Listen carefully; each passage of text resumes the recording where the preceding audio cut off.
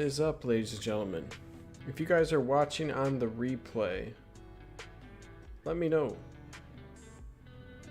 So if this is live and you weren't able to come out to it, but you're here after we went live, let me know in the comments below. I'm always interested to see who comes afterwards to these live streams, what you guys gather from it, if you gather anything from it. We're here to learn, here to grow, here to watch some film. Happy Monday. Oh, I don't know why I'm wearing a sweatshirt. It's kind of disgusting out, but I got the AC cranked. Ike Iwunnah. He's got quite the tough name, man.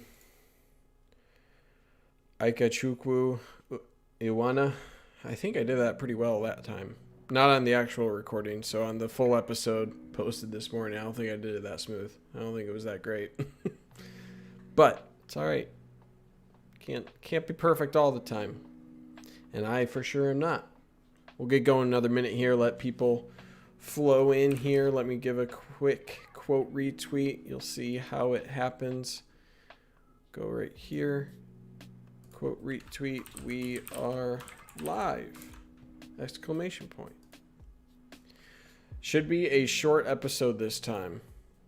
Pretty short episode. Because he doesn't have a whole lot of film.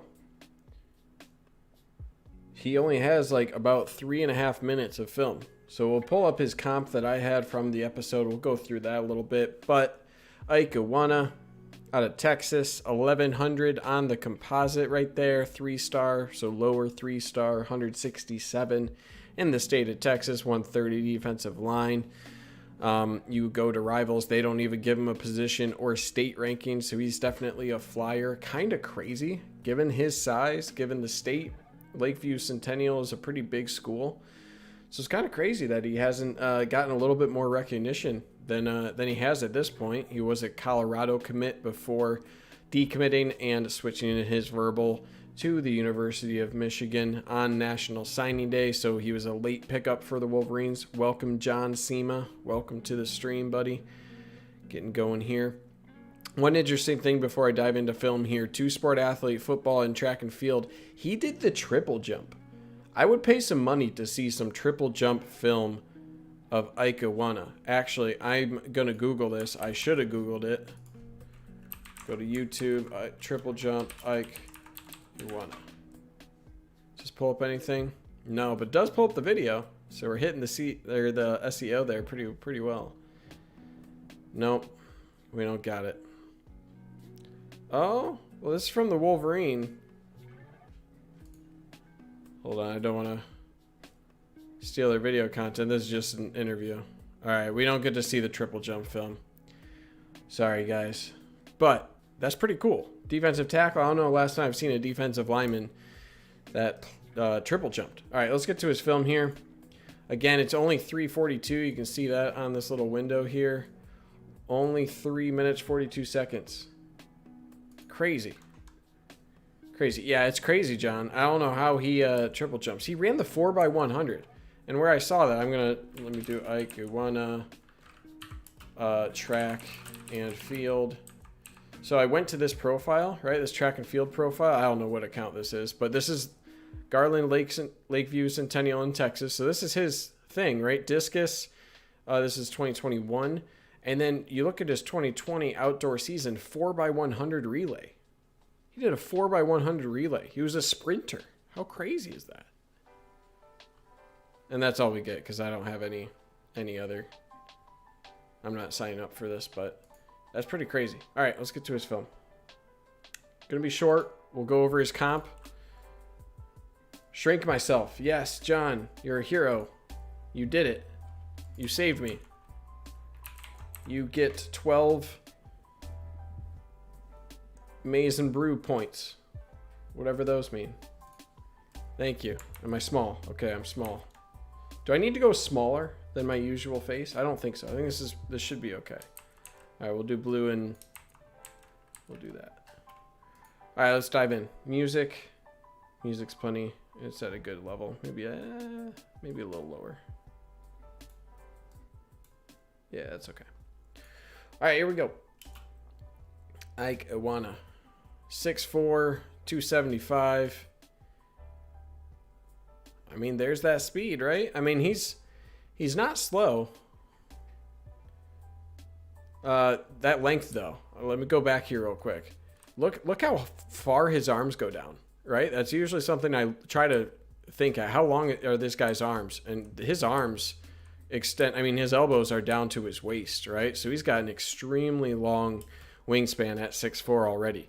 And you'll see that's one of his best skill sets. He's able to get his hands there, disengage really easy because of that long frame. There, he causes the strip. Team gets the recovery. Now he's a little bit out of control, all right? His feet get ahead of him. He's not the most polished guy. But, man, you get a 6'4", 270 guy, and that's the thing right here, right? He's able to get his arms inside, and he's really good at locking guys out. So once he gets his arms inside, he locks out. If he can work on his explosiveness off the snap, right? This one he does a little bit better, but he's inconsistent off the snap. That one he has decent explosion, but he's not a guy who's going to, teleport into the backfield. He's going to have to work to get there. So that's something he can work on, but his initial punch, right here, when he gets to his initial point, here he's loaded up, boom. You can see his hips kind of explode here as well. So he fires off pretty low for a guy who's 6'4", right? Fire off low. It's kind of hard to do when you're that tall. But you can see him kind of use his arms in tandem as he kind of loads up as a spring. Boom, locks out, guy's on his back feet.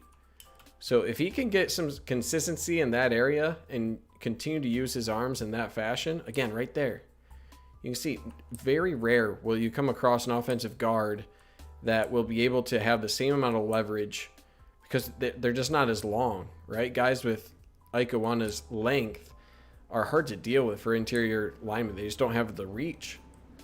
So his ability to lock out here, good eyes, right? Good eyes to shuck that offensive lineman to the left here. Sorry if you can hear the AC in the background. Okay, doesn't seem too loud. But see, he can lock out there, and then he kind of shucks him here, right? You can see him kind of pull him away to his left side right there. You can see, boom, with his left arm here. Let me actually use the thing. Watch this hand. He'll actually pull him towards the side here, and that gives him the leverage to go inside there where the running back's cutting. So good recognition, good eyes, and that stack and shed ability with his long frame. That's probably his best trait. He has good closing speed there. He got to the quarterback pretty quickly, able to rip through there, use that speed, and then he has pretty decent closing speed. So he has a lot of good attributes there. Again, guy was a little bit too leaning forward, able to do the stack and shed here. Boom, arms engaged, disengaged with him. Again, off the snap, it's not really that impressive. He needs to work on his explosion, his timing of the snap. That'll come with time. But good job there again, just locking out, right? As soon as you get there, you're just going to have a really hard time as an offensive center or guard staying engaged with him if he can truly maximize his potential there. One thing to note here, keep his feet moving, right? You got to keep your feet moving in this scenario. That's one thing he can really improve on is his footwork. And again, he's ranked 1100 for a reason. I think he's probably better as 600. I think you could see him ranked, and I would say, yeah, that makes sense. But he's just got to put things together more consistently, right? A little bit more explosion off the snap, keep his feet moving, and then coordination, right? Those are a lot of things that you do have to improve on. But I really like his ability here to disengage, right? He's keeping his eyes in the backfield. You can see him peering into the backfield here, recognizing where the play is going. I think he does have good hand placement overall on the inside, and then he's really able to use that length well to yank away. And he does a good job disengaging with guys and working his way back towards the ball. So what I'm describing here is just a bunch of really good skill sets. It's just a matter of coordination together. I think his footwork is the thing that's probably furthest behind. His explosiveness should come with time. Welcome, James Taylor. No worries. No worries about being late. We might have to go through this film a second time because there's not a whole lot of it, unfortunately. But I'll try to go through it in each play as much as I can here. So This time he does fire off pretty well. And this is something where, you know, notice where his body is when he's firing off. So he's maybe not the most explosive guy off the snap, right? But this one he actually does a pretty good job. And he usually is firing off low, okay? So at the point of contact, right? He's the lower guy here. That's saying something considering he's already 6'4". And his hand placement is good, right? Boom, right in the middle there. You can see that initial punch. He's coming through here. He's not coming around the outside. He's coming through his chest, getting into the inside of the offensive lineman. Here, I think so he locks out with his left arm here. We can't really see. We don't have a good angle on this one. But you see engage on the inside. Use that length with his left to kind of stave off. And then from there, able to follow his eyes and get to the ball carrier. Good at everything, but not great at one specific thing. I think he has a lot of really tantalizing skill sets, Christian Smith. It's just a matter of coordination. I think he just has a lot of things that you have to coordinate. So he just has a longer path to do that. But I think his hands are his best quality, his stack and shed ability. So he knows how to use his arms and use his length pretty well. He locks out pretty well. It's just a matter of his footwork could improve a little bit. But I do like his leverage. I think he fires off low and gets under the pads of guys, which is impressive given his length. And that's just a matter of his footwork. His footwork is the biggest area of improvement for me. But he does a good job keeping his eyes in the backfield. I like that. But you see, yeah, I mean, he has good closing speed. This one, he's not really challenged, so he just gets a free pass. That was like the worst blocked play I've ever seen. What are they even trying to do here?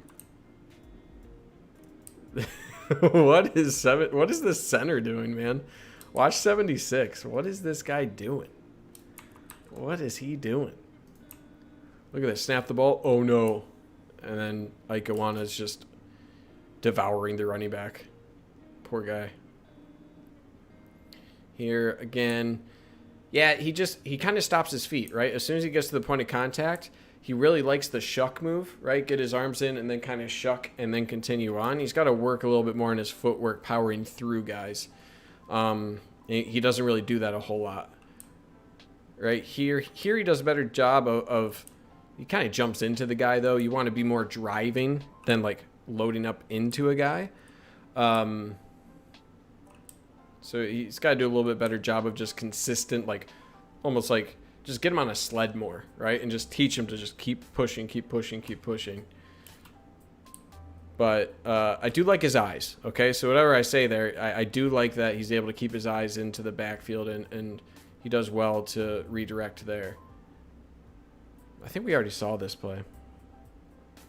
Yeah, we'll see a couple of these plays because, again, he had like 2 huddle films that were each like 2.5 minutes. So, or not even that. So we only have like 4 minutes of film here. So this is an extremely undersized guy, right? This guy has no business playing offensive guard. This is a great kind of like one clip where he's putting it all relatively together, right? He still fires off pretty low here. He could be a little lower there. But I like how he engages with his arms to the inside. He loads up, right? He's pretty low right here. Boom. As soon as he extends, you can see he kind of explodes upward, uses those hips. So boom, gets the guy in his back feet immediately, right? That guard has no chance now, no leverage. And then he continues on. Notice how his footwork keeps going. He just has that discipline to do that against bigger guys. But that is like, I think that this is a really good example of what I see his like ceiling. You know, this is obviously a guy that's extremely overmatched on the offensive side, but if he can put it all together, he has the chance to make offensive linemen on occasion look like that, because with that length, him firing off low like that, continued use of the hands on the inside, it's just hard for anyone to win a leverage battle against him when he's putting that all together. Here he fires off well, right? So this is, again, watch how he fires off pretty quick there. Relatively efficient footwork there as he fires off. And again, he's low, right? At the point of contact, he's low. And he fires into him. Notice the extension of the arms, so that's all good.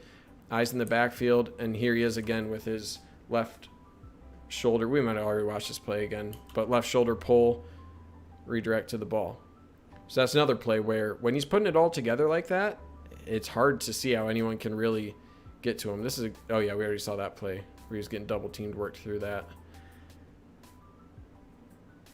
Yeah, a lot of these are repeats. But yeah, I mean, he has a lot of the tools. So I'm kind of at a loss for why he's not ranked a little bit higher, right? Because a guy who's 6'4" with that wingspan, who can flash, a lot of different things. I don't know, man. That seems like a guy that should be ranked a little higher than at least 1100, right? I mean, I don't know. I don't know if I'm crazy. But again, I think consistency is one thing that you'll never see in highlight films, right? It's just not something that you can properly gauge. So, in terms of how consistently is he having good plays like this, right? Is this one per game? He does have short highlight film. Here's he shows a really good ability to showcase that speed. Right? He's actually able to turn the corner there pretty quick. Here on a stunt. Yeah, I like his closing speed, right? Like right there when he's getting towards his top speed, you can kind of see that on the stunt here. He's able to use that skill set. His quickness there. There again, good use of the hands, right? Lock him out with that right arm. Get a hit on the quarterback. There, good job. This is a great job. What he does initially here, so he's firing to the outside, right? Notice where he's looking. He has his hands engaged. Fires off pretty low there, right? Pretty good firing off the snap. Gets his hands engaged. Looking to the outside right here because you'll notice the guy to his right here is also kind of working to the inside here, right? So he's working to the B gap here. Keep his head on the outside of this offensive guard. He does that. Boom. Where's he going? Notices, okay, he's going to the inside here. We have this covered up. And then he's able to use his hands because his hands are on the inside, redirect this blocker away from him, and redirect himself to the ball. So that's a good job. Here, a little sloppy. I think he's a little high here. Right, kind of stands up a little bit, doesn't keep his feet moving. He should be ready for a puller or something, I think. I mean, I'm not going to trash this team too bad, but I've never seen a play where you have both guards pulling into each other. Hey, let's meet right behind the center. All right, ready, hut. Oh, shit, why are you here? So it's a pretty blown up play, but decent job there. Yeah, I mean, his closing speed is good, right? I mean, he ran 4x100 in track, so, like, it's not crazy to point out his closing speed. We already saw this play earlier. There again, he doesn't fire off too quick here, right? You'll notice after the snap, kind of where is he, right? He's pretty late on this snap, so you just got to time that up a little bit better, and he just kind of happens to find himself over there. It's not the best play, but there, a little. Ooh, we see a spin move here. There, a little bit better firing off the snap. Puts together a spin move. Pretty impressive. He worked his way down the field that time. James Taylor halfway reminds me of Gary, just not quite as athletic. Bull rush is decent, good handwork, stretch for me. Rashawn Gary, I can see flashes. I mean, Rashawn Gary was just like a crazy athlete, right? Rashawn Gary was like running a 4.5. I don't think this guy touches that. I mean, it'll be interesting. The thing about Ike, I don't know where Ike Iwunnah is going to end up, right? Because he has the skill set of, I think, honestly, he might be better in a 4-3 defense as a true 3 tech. I think that's where he could really shine. In a 3-4, it's a little bit more awkward, right? Because you either have like a strong side defensive end or a nose, right? You're either a 3-4 D end or you're a nose, because he's not a rush, right? He's clearly a hand in the dirt guy. I just don't see him as a true nose. He's a guy you want more as like a 3 tech overall. But I mean, it's gonna be a 3-4 multiple. They're not just strictly running a nose all the time, so he'll have his shot. But he's already close to playing size, right? At 6'4", 275, I think you get him close to 300, and that's where you'll want him to be. But my comp from was Willie Henry. Willie Henry had a lot of. Oh, I'm gonna sneeze. Nope. Did I fight it? I fought it off. So Willie Henry, I had to go all the way back to the early days, 2012. Look at this. Look how grainy this film is. So we'll watch some Willie Henry film here. But he was another guy ranked in the middle of the road, 3-star technique was an area of improvement, high athleticism, solid closing speed, disruptive, good penetrator, motor. Willie Henry was also a multi-sport athlete, played basketball. Turned into a 2015 All Big Ten honorable mention, and then obviously got to the NFL. The Ravens, he's bounced around on a few teams, Eagles now, I believe. But similar kind of guy who just needed the technique to get there, but was pretty big at it. This guy jumps to celebrate, just gets absolutely bodied. Get off me. Oh. Where is he? Man, it's always impossible with this old film to really tell where he is. Oh, he popped off the film here. Yeah, so Willie Henry, I think, pops off the screen a little bit more, just a little bit quicker off the snap. Right? Like Willie Henry was just like kind of a rocket into the backfield. And we saw that at times for Iwana, but not consistently. Right? Not as consistent as you would like. So I see a little bit higher like agility maybe overall. Again, we're looking for 74 here, but with these numbers, it's impossible to tell. I should have left this up. Willie Henry. All right, now we know. For anyone who joins. But yeah, I think like the hand technique's a little bit advanced, similar to Iwunnah. Kind of similar frames, I think, overall. Footwork is probably a little bit better for Henry overall, but I think their athleticism and frame overall is pretty similar. Good closing speed. Underrated guys that just need some technique to improve upon. But yeah, I think Willie Henry's a good comp. I think it's probably halfway decent. It's always hard with defensive linemen. I always struggle with defensive linemen. But, I mean, usually when you see a guy who has like an 1,100 rating, wow, Willie Henry ran that guy down. That's crazy.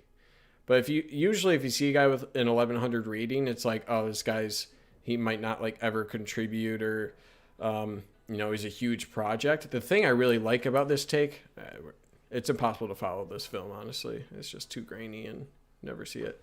The thing I like about this take, though, he's a guy who... he's already at the size, okay? So usually on, like, some flyers, usually you'll be like, yeah, he needs to gain, like, 40 pounds. Like, Julius Welshoff was kind of a guy like that, right? Where it's like, this guy could really, really develop into something, but he might not, right? Can he actually get up to playing weight? When you have a guy who needs to learn a position as well as gain a lot of weight, there's just a lot more time involved there. Ike Iwunnah is already pretty close. At 275, all you really need is some resculpture and maybe 10 extra pounds, which should come relatively quickly in a collegiate program. At that height already, he could already contribute on the inside somewhere, be it the 5th or 6th guy. Maybe not this year, but next year as a redshirt freshman, get him in, give him a stunt or two, see how he does.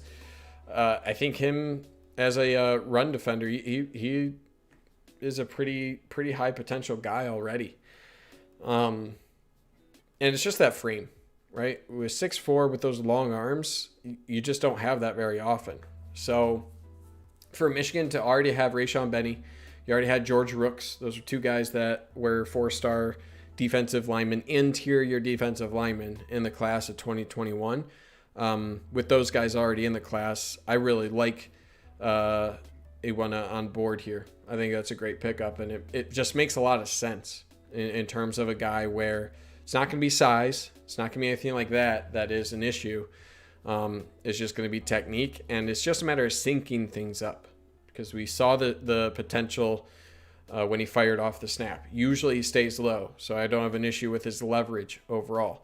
But timing up the snap count, syncing up his footwork with his hands, varying up some of his moves, but and just being a little bit more in control. I think he was out of control a little bit, and footwork goes a long way in keeping himself contained within himself a little bit more. But I mean, you tell me there's 166 guys in the state of Texas better than Ike, and I'll call you a crazy person.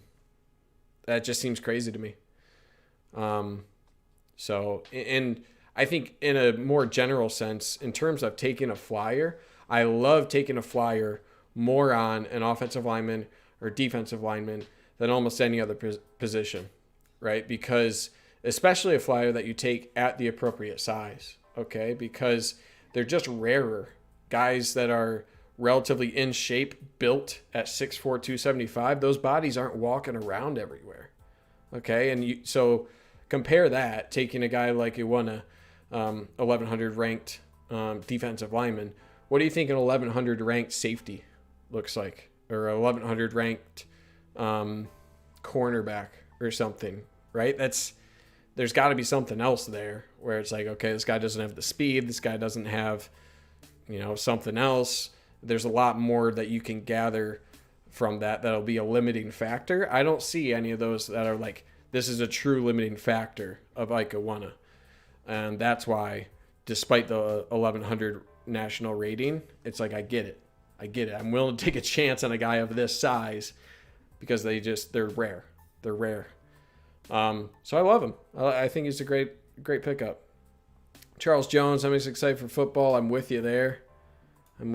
Christian Smith, where do you see our offense and defense ranking in the Big Ten this season? I know defense will be bad. Oh, God, man. Oh, defense is going to be middle of the road. Maybe 8th, 7th in the Big Ten. Let's walk through teams. All right. Ohio State, Wisconsin, Penn State, maybe Indiana. 2 more. 7. I'll say 7th. 6th or 7th is probably 6th or 7th in the conference for Michigan is probably where I would predict if you're looking at an absolute ceiling. 4th. So if I'm a betting man, I'm probably betting 7th in the conference.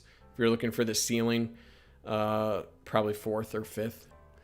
For offense, I think the offense has the potential to be a number 2 offense in the Big Ten. I really do. 2 or 3. Now, it's always so tough, right? Because it always relies on your quarterback. I think Cade McNamara has it in him, and depends on coaching. Is Gaddis the guy? And you look around all the positions on the offense, and I don't see a position that makes me think like, oh, that's a limiting factor. They can't get past that. I see it. It's just a matter of putting it together. So I think third in the Big Ten is realistic for the offense. But again, you add an injury or two, and it could easily fall. But I could see it 2nd or 3rd, and I wouldn't be surprised if it fell anywhere beyond like 5th or 6th in the conference. I'd say that's the end of Gaddis. And looking at where the defense will probably be, you're looking at a middle of the road 7-6, possibly worse team in the Big Ten, and it's probably the end of Harbaugh if that happens. Don Brown defense relied heavily on D-line penetration. Well, that's tough, right? Because I'll say this. Don Brown's defense relied heavily on defensive line. Yeah, I think disruption is probably a good word for it. So penetration. It just relied so much on linebackers being freeing up the linebackers to really explode. Because that was Don Brown's bread and butter, right? He found the linebackers that were just monsters, and linebackers that really thrived in open space. So if you have linebackers that can really shine when they're unimpeded, you think on blitzes, sideline to sideline, the better off those linebackers are, and he could recruit linebackers, then yeah, the better defensive linemen that allowed free reign of those linebackers, you're going to unlock that defense. James Taylor, he could definitely use a redshirt season, keep developing his technique, think he'll eventually be a contributor. Yeah, I think Ike is faster than your traditional defensive lineman just because of his size already. And the thing I like most is his arms. He's able to, like, a thing I sometimes cringe at is when guys have super long arms and they still keep close, right? They still kind of like use their forearms a little bit more, whatever. He knows how to lock out and how to shuck people. It's just a matter of footwork. Get him on a sled and just let him drive. Feed him 2,000, like 4,000 calories a day. Put him on the sled over and over and over again. Get his footwork, combine that with his hands, and I think you could see him as early as 2022 in the rotation. Not saying he'd be a great, an all-star by then, but I think for Iwunnah to be ranked 1,100, I think he's way closer than what that ranking would suggest. Alan Bowman, Warren Wilkins. There's not a chance Bowman comes in, man, and does anything but provide some really valuable depth. And that's great, okay? I mean, nothing against Dan Villari, but last year it was looking like he would potentially, like he was the backup at times, right? Because you had both Cade McNamara and Joe Milton were banged up a bit, and you had no other quarterbacks in the room except Dan Villari. And it's just never a situation you want to be in when Dan Villari was essentially an Ike Iwunnah type player, right? Kind of an under radar. He was out of New York. No one knew about the guy. And that's just not a guy you want in his redshirt freshman year being your potential starting quarterback. It's just not the case you want to be in. So getting a guy like Alan Bowman as your second or I think realistically right now, I mean, he's coming in as a third stringer, right? You had J.J. McCarthy and Cade McNamara all spring to learn the playbook, get those reps in. And you got Alan Bowman, sure, a guy who has a little bit more experience, but he doesn't know the playbook, right? He's been studying it, but he hasn't repped it at all. So Alan Bowman's being brought in purely as hey, you're going to get a graduate degree. You can stick around probably for 2 years, right? I think he has 2 years of eligibility. I could be wrong on that. But with the COVID year, maybe. I don't know. But you can stick around. You're going to provide great depth to us. Look, our past couple of years, we've had a lot of injuries. So, we know more than anybody that Alan Bowman, you're going to have a shot at, to break through here. And, that's the worst case scenario for Bowman is your depth, and you get a graduate degree at the University of Michigan. I would take that. I got one. Go for the graduate degree. He's accurate though. Doesn't matter, Warren. Doesn't matter, Warren Wilkins. That's a good attribute to have, and I really like his game. I'm going to do a video of him later this summer. I love Alan Bowman's skill set. I really, really do. It's just a matter of time, reps. It's so rare that a guy can come into a program year one and be immediately ready. And there's a big difference between coming in as an early enrollee, right? Being on campus in, what would that be, February? And coming in June, okay? Think of how many months that you miss of reps, being in the weight room, being focused within that program. You miss 4 months of time. How hard is that to make up on the guys that have been in that room? And in the case of McNamara, has been in that room for 3 years now. So to me, it's more of a battle between Alan Bowman and J.J. McCarthy for the backup. That's my battle that I'll be watching. It's Cade McNamara's job, and that's a matter of Cade McNamara goes out. Who do you bring in? Alan Bowman or J.J. McCarthy? That's the battle I'm looking at. And I can't answer that for you. If I'm a betting man, I would think that if it's early in the season, J.J. McCarthy would have an edge just because of time. As the season progresses, Alan Bowman gets more comfortable in the program, more sped up on the playbook. I think Bowman would probably at least gain on McCarthy in terms of the overall IQ. And then it's just, how comfortable can J.J. McCarthy be in that setting? Bowman's likely a little bit more comfortable being in college football for a few years now. He's not going to get the jitters that you would expect McCarthy to get. So that's a big feather in his cap over McCarthy. But, McCarthy's one of the more mature, true freshman quarterbacks you'll see. His maturity's there. He's got a great mindset. So, I don't know. We're all speculating, man. That's it. How come when I show highlights, I get like 10 viewers, and then we go up to 19. We're at 19 now. I'm just bullshitting. Whatever. I love these questions though. Let's go for another 10 minutes, and then I'll get out of here. But yeah, man. Wide receivers will get open. Just need accuracy from the quarterback. I mean, McNamara is accurate. I don't know. Like, I understand the backup of quarterback's always a backup quarterback's always, what do they say? Always the most popular position or something. Like, fans always want the backup. I mean, when McNamara was healthy, he was accurate, man. He was good. Who understands the scheme and playbook better at this point? I mean, you gotta think it's McNamara, right? And when I did an interview on Lewis Hansen for a previous episode of Freshman Feature, he had already been given the playbook back in January. So if he has, you have to, at least think that Alan Bowman has had the playbook in his repertoire or in his possession for a while. So he's prepping that, right? He's prepping that. But again, there's one thing of having mental reps, understanding in your head, and another thing to actually put it on the field. Okay. There's the concept of a feel of a play. How do I actually, what's the timing of this play? Having that knowledge, being able to put it onto a field, that's the thing that both McNamara and McCarthy have advantage over Alan Bowman. It's just time. It's just time. And how translatable is that time from Bowman's previous destinations to where he will be at Michigan? How translatable is that? Somewhat, but not 100%. It can't be. It can't be. I understand rooting for both. I'm not rooting for any of them.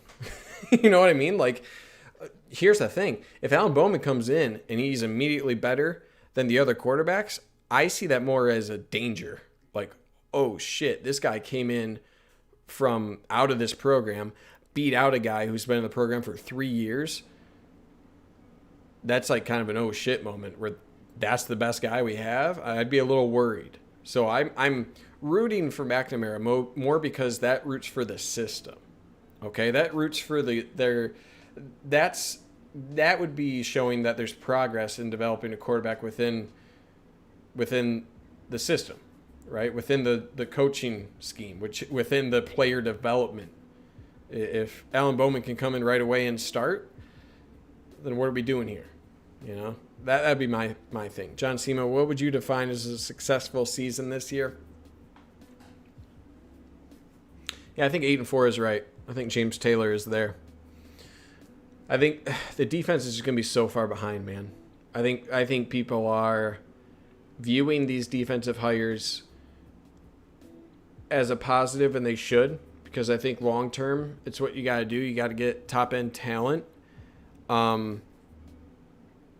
But man, they were recruiting hires first, and it just takes time. I think I talked about this in my last live stream, where defensive schemes just take a lot longer to get comfortable with because you're reactionary. Okay, I know Don Brown always had the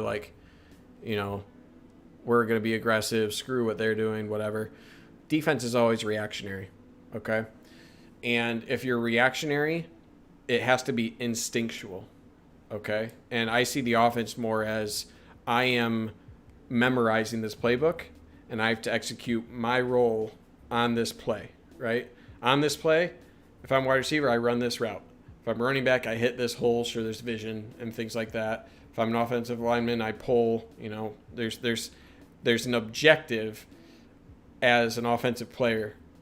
As a defensive player, you have to read. You have to read and react, and that has to just be ingrained in your head, and that just takes so much time. It's really hard to do. When you have a guy like Mike McDonald, who's a first-time guy developing a defense, that's tough. That's tough. Kenny Ganter, Cade, QB1 all day? Yeah, I think so. What about like the feel of the team, things to look for, even if they go 7-5? It's just about the biggest thing. If they go 7-5, the biggest thing I don't want to see us get down like 14-0 every single game like last year. You know what I mean? It's just like, what the hell are we doing? That felt like every game last year we were just out of sync offensively because I feel like we gave up. I think that was a thing where we gave up a touchdown on every single opponent's opening offensive drive, just always starting in a hole, and you just can't do that. And the defense didn't set up the offense well, and then the offense would just never start the game well either. So it was just tough. So I think that's a big part of it for me, John Cena. Are they at least in the game instead of always fighting from behind? There were games last year where it was just I think the Indiana game stuck out as kind of that game where it's just we're going to be down 14 or down 2 possessions for this entire game. And that's just the feel of it. You just felt out of the game within the first 10 minutes. And it's just well, shit, what do we do? and that's the feeling that I feel like I just want to curb, right? If you're just within a single possession going throughout that game, and then, if you lose by a touchdown, lose by 3 or 7 points here or there against solid competition, that's the only way you can feel good about 7-5. That's the only way. Otherwise, it's what are we doing? And you still won't feel good about 7-5, but at least then you'd see some direction, right? We're not just out of a game in the first 10 minutes, and then it's just well, how bad do we lose, right? I mean, that's how it felt last year for a few of those. I think at this point, it's getting the right pieces in the right place, and that takes time. Well, I mean, Harbaugh's out of time, right? This was the last kind of big shuffle I think that he could survive. Truly think that's it. I truly believe that his regime, I think the defense is on the right track, but I think Jim Harbaugh's regime, its hands are in the offense this year because the offense needs to carry the team this year. And when can you actually say that the offense has carried a team under the Harbaugh regime? Say what you will about Don Brown. That was a top 10 defense year in, year out, top 5, multiple years. And it just wasn't, right? It just wasn't enough for the big games. And the offense really never carried the team outside of maybe 2016 at times. The defense was excellent that year too. So I stay behind that. The defense was always the highlight of the team in the past few years, especially outside of big games. Penn State 2018, Ohio State Penn State 2017. No, I think it was Penn State 2018. Then Ohio State 2018, 2019. I wouldn't mind seeing 14-0 as much as just giving up after that. What is that? Oh, wouldn't mind seeing 14-0 as much as just giving up after that. That's a concept that I always struggle with, where it's I want the team to show enthusiasm. I want Harbaugh to show enthusiasm. They just gave up out there. I don't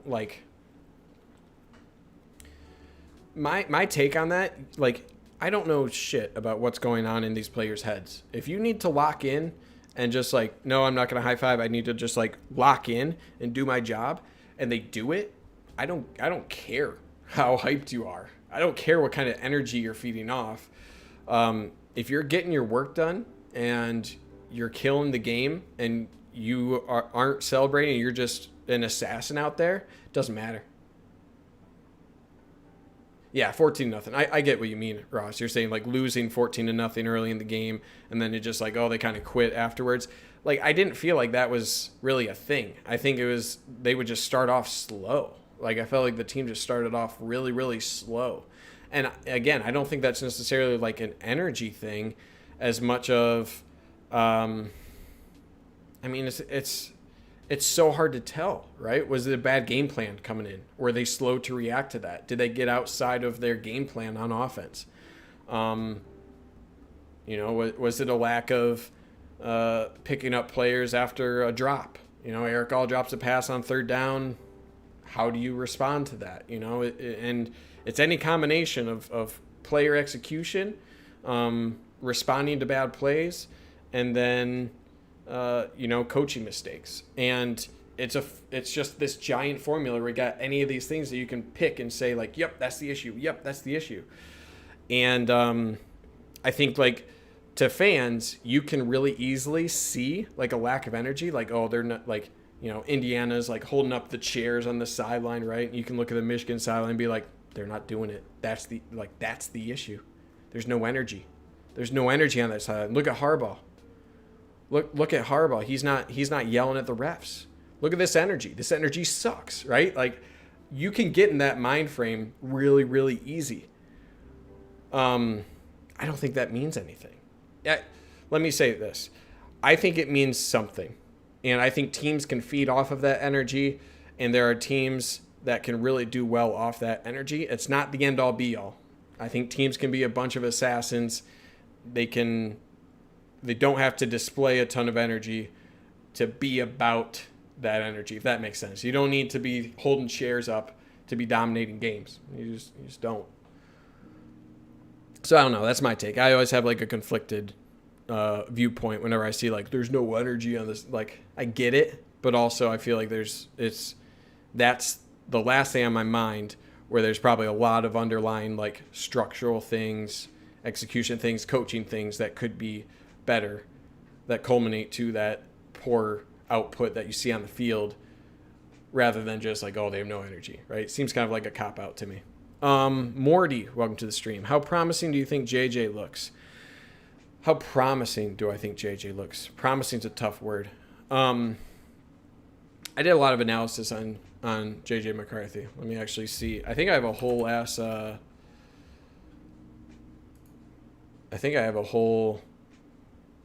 playlist on his film analysis, JJ McCarthy analysis. Let me get this playlist. So I watched a lot of his film, and I'll paste that. That's a playlist if you want to get my take on him. I thought he was a little sped up at IMG. Let me say this. I think him going to IMG was the best thing for him to contribute early at Michigan. Regardless of how good he looked or how poor he looked, he got into form at IMG, and he played some of the best programs in the country. So in terms of J.J. McCarthy, I think it'll take time. He had to improve some of his mechanics. But I love his mental aspect is one of the best mental aspects of a prospect in a long, long time. So mature for his age. Like, so mature, like probably more mature than me. And he's like 18, right? So very mature. His ability to come in, handle a tough crowd, command the offense, him as a leader, I think is going to be paramount moving forward. And I think, he's got the skill set, right? No one's questioning that. So you add in the mental aspect, and there are guys where it's like, will he actually realize his ceiling? And he's one of the last players that I would question in regards to that. So in terms of like how promising is he, his floor and his ceiling are both extremely high. That's a big thing where if his ceiling is here, how high does that ceiling actually go? And how big of a difference is there between that? And he has probably the least amount of distance between his floor and ceiling, and they're both really high. So I think he'll be it's just about reps. It's just about reps. And I think he'll be fine. Us as fans need to realize when you play for Michigan, expectations are ridiculously tough. That's tough to deal with as a 17 or 18-year-old make a bad read and get slaughtered for it. Well, I think too many people, and I always say this, and I hate always saying it, but Ohio State is your gatekeeper to anything that most Michigan fans would consider successful. Okay? Anything that Michigan fans would consider successful is a Big Ten title, a Big Ten title appearance, a Big Ten championship, a playoff appearance, a playoff victory, and a national championship. Okay? In that order, that are the accomplishments that most fans would look at a season and be like, okay, you're good. What's your gatekeeper to every single one of those things? Ohio State. Ohio State is your gatekeeper to a Big Ten title appearance, championship, playoff appearance, playoff win, national championship. You don't get through any of that shit without beating Ohio State, and Ohio State is a perennial top 3, top 4 team every single year. That's the thing. And that sucks because Ohio State is in the best spot they've ever been in program history. In program history and probably in Big Ten history. I think without a doubt you can say that. They're the best program ever in the last, 10 years? Best program ever in the Big Ten. And that's the team that a lot of Michigan fans expect Michigan to beat at least once every 3 years, right? I think that's a fair expectation. And that's tough. What other team has done that? What other team has done that? It just doesn't happen, right? So that's the biggest thing. It's just tough. Yeah. Ross Hickson. I'll get to you, Morty and James. Ross Hickson, I've been saying this for years. Train to beat Ohio State, you can beat any team in the country. I mean, I get it, right? But to beat Ohio State, you also need to have the talent. And to get talent, you need to make a playoff appearance. And for Michigan, all those things I said, where you're getting into the conference championship playoff appearance, those are the things that you need to recruit at a tip-top level. And when one of those teams are in your way to get those things that will get you the top recruits, it's just an endless cycle, right? Playoff appearances, Big Ten championships, those will get you the recruits. But the team that's getting all those top recruits, all those things, they're just going to continue winning those things that keep you from being a top 5 year in, year out recruiting type program. So it's an endless cycle. James Taylor has a great point. You have to have stability. You have to hit at extremely important positions. What I mean by that, you need to hit at quarterback, you need to hit at defensive line, and you need stability. All right. The amount of transfers, that might change, right? With a transfer portal, the game's going to change. It just is. But yeah, you look at Clemson, right? They have incredible stability in their program with their recruits overall.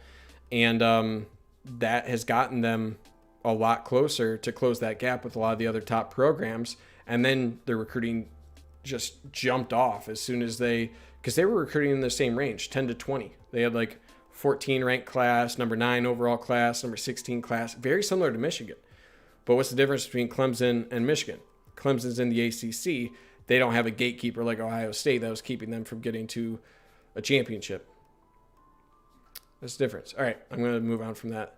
Morty, what do you think about his arm talent? From certain clips I've seen, his arm talent looks so fluid and smooth. Yeah, he has good variability on the arm, right? So it's not something like he doesn't have a Joe Milton arm. It's not a top end, strength, not a Stafford arm. But he can throw different balls. He can put air on the ball. He's accurate, right? There's a reason he was, number 10 overall recruit, number 2 quarterback in the country, number 1 according to some services, I believe. There's a reason for it. I could talk about his ability all day, man. And he, my comp to him was Shea Patterson in terms of his physical skill set, where he can throw on the run just as accurate as he can in the pocket, and that's rare. And he's excellent at that. So yeah, man, I can't say enough about McCarthy. He's going to be a great guy down the road. How'd you feel about Tom Brady coming to be our QB coach in the future? Is it possible? I always have this weird thing about when the cornerback or the DB coach position opened up, people were like, oh, let's get Charles Woodson in here, or let's get this other Michigan legacy guy, an all-time great, and let's get Desmond Howard coaching the wide receivers, right? And it's just like, these guys have never coached, okay?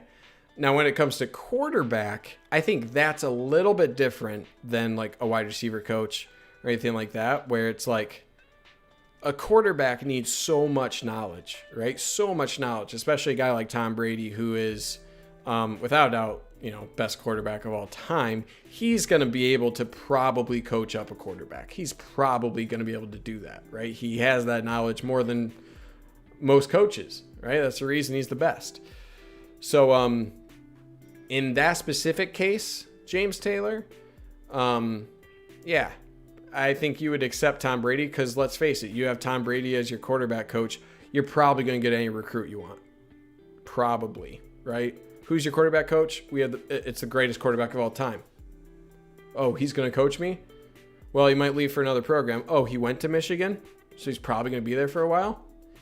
Yeah, I'll get coached by Tom Brady, right? That's me as a recruit thinking, right? And I don't think that's crazy that I would be thinking that. So, so in that specific case, and you could make the same argument for Charles Woodson, right? One of the best DBs of all time. But I think it'd be cooler to have him in as an analyst for a year, right? Bring him in as almost like a recruiting specialist. Have them go over film, give them a cushy job when they're a little older. If I don't know. It'd be fun. I mean, Charles Woodson would definitely recruit pretty well too, right? So I don't know. It would have to make sense in terms of the overall, like, I don't know if those guys would want to hit the road recruiting all the time either. Like Charles Woodson or Tom Brady. I just don't know. It'd be fun. I think that's how I'll end that segment. Like, it'd be more fun as a fan to have Charles Woodson and Tom Brady as a position coach than feasibly possible. I still don't know if they would want that grind. That's a good point. Giselle ain't living in Ann Arbor after living in Florida. That's true. All right, I'm out. This is a long one, almost an hour. Good questions, though. I appreciate you guys. John, Ross, James, Morty. Appreciate you guys asking questions. Did I already say James? I must have said James. Warren Wilkins. Kenny Ganter. Thank you guys for coming in. Throw a like on the videos. Throw a subscription. We're close to 4,000. Trying to hit 4,000 before the season. Got another episode Wednesday coming up. I'm going to edit that later tonight. I'm making a dog raft for the lake for my dog. Going to the lake again this weekend. So I'm going to make that with pool noodles and industrial mats. So that'll be fun. James Taylor, I live 20 minutes from where Woodson is from. There you go. When he's home, go give him your pitch, James. Let me know how it goes. All right, guys. We'll see you on Wednesday. Video, live stream Wednesday, 8:30 p.m. Thank you guys for watching. See you guys then. Take care. Go Blue. Have a good one. See ya.